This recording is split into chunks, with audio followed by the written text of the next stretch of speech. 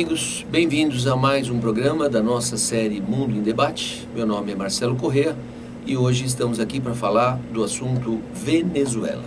Tá? Não tem nenhuma matéria específica que eu deixei lá no nosso Facebook, que vocês têm o endereço aí na tela, mas o país em si entrou, né, várias vezes aí nas discussões envolvendo o Brasil, envolvendo o Mercosul, que falamos logo sobre esse tema. Então muito se falou aí na mídia sobre a Venezuela, então eu acho importante fazer aí um apanhado, uma pequena retrospectiva, né, desse país, né, desse vizinho que já teve uma maior importância, né, econômica para o Brasil, mas que certamente vai superar essa crise e voltará a ser um grande parceiro.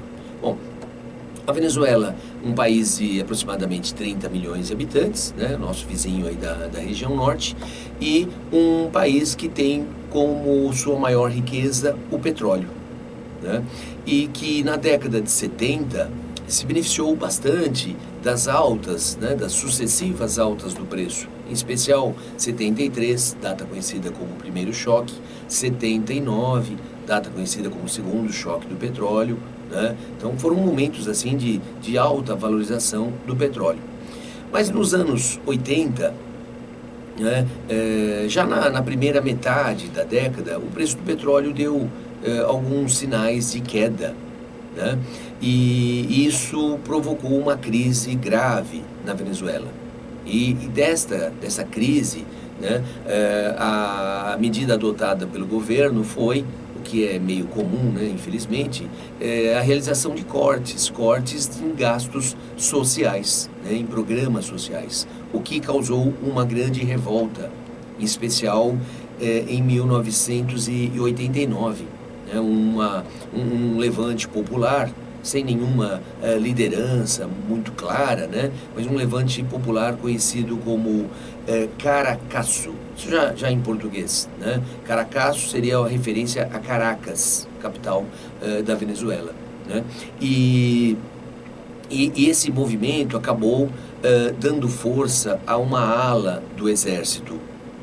Nem sempre o exército tem uma postura tão conservadora, tão à direita, como temos essa tradição no Brasil, que vem lá do golpe de 64 para cá, né?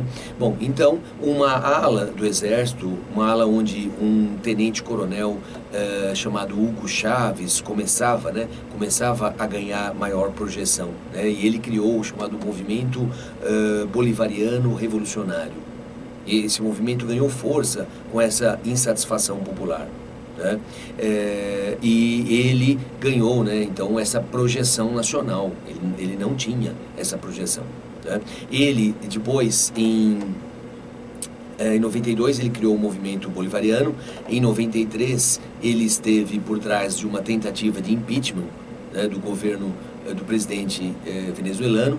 E, só esclarecer, desculpa, o movimento bolivariano, por isso é referência a Simón Bolívar, né? Simón Bolívar foi o herói da independência das colônias espanholas aqui na América. Então, daí movimento bolivariano revolucionário, né? Então, o Chávez, o criador do movimento bolivariano, ele esteve por trás da tentativa de impeachment, da derrubada aí do presidente em 93. Ele teve seus direitos políticos cassados e mais tarde ele conseguiu recuperar, né? E como a economia da Venezuela não se recuperava, ainda afetado pela baixa do petróleo, ele conseguiu, graças a essa insatisfação, ele conseguiu ser eleito presidente em 98. Né?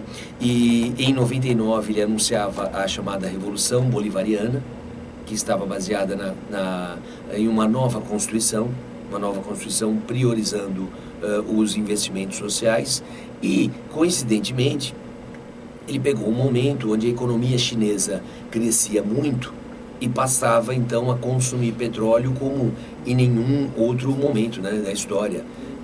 E o preço do petróleo, o preço das commodities como um todo, tiveram aí uma supervalorização que beneficiou bastante, inclusive, o Brasil. E esse modelo, né, do que ele chamou de socialismo bolivariano, assustou, evidentemente, a direita, né, a classe mais conservadora da Venezuela. E inclusive ele sofreu uma tentativa de golpe em 2002, né? Uma tentativa de golpe que foi um golpe que durou menos de 2 dias, né?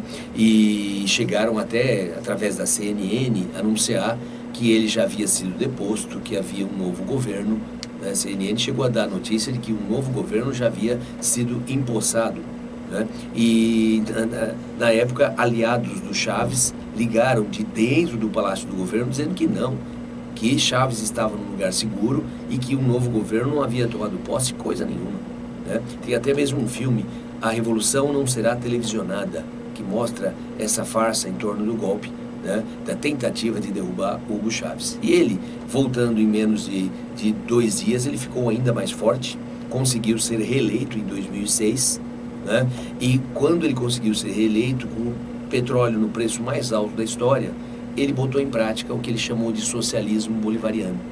E esse socialismo bolivariano, para alguns, é chavismo, o populismo, que não foi nada mais do que usar o lucro do petróleo, lucro histórico da estatal PDVSA, em programas sociais. Mas quais programas sociais? Em geral, aquisição de mercadorias com o lucro do petróleo e vendendo a preços extremamente populares. O que aconteceu, né? Quando caiu o preço do petróleo com a crise de 2008, e desdobramentos dessa crise, como nós já vimos, o lucro da estatal praticamente zerou. E sem esse lucro, não tem mais como o Estado adquirir as mercadorias que eram repassadas a preços extremamente populares, né? Então, por exemplo, o governo adquiria um suco de laranja, né, a preço de mercado e vendia a preços populares, mas extremamente populares, estou falando de centavos. O governo adquiria um micro-ondas a preço de mercado e repassava a preços populares. Tá? Isso fez com que o empresariado passasse a fornecer exclusivamente para o Estado. Muitos deixaram o país. E quem não deixou passou a vender exclusivamente para o Estado. Porque não dá para vender a preço de mercado, enquanto o Estado vende mercadorias subsidiadas de forma tão agressiva.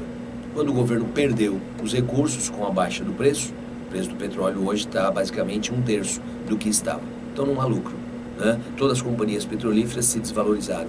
A PDVSA não foi diferente. E assim, uma crise completa de desabastecimento, que é o que a Venezuela vive hoje. Uma baita insatisfação popular. Chávez morreu no auge da crise, né? Ele foi reeleito para o 3º mandato, morreu, não tomou posse, né? E deixou o seu indicado, que foi eleito por uma margem muito apertada, né? Que é Nicolás Maduro, e que não tem o apoio popular do Chávez, e uma oposição que vem crescendo muito e que exige a realização de um plebiscito para ver se ele permanece ou não até 2018 no poder, né? O regime venezuelano é extremamente autoritário, né? Repressão a jornalistas, a opositores que já foram presos, alegando crimes comuns que não existiram.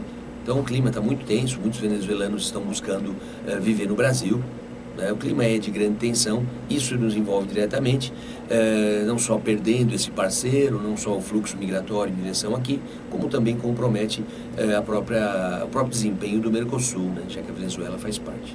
Mas é isso aí. Então até uma outra oportunidade e enviem comentários, perguntas, tá bom? Até mais, tchau, tchau.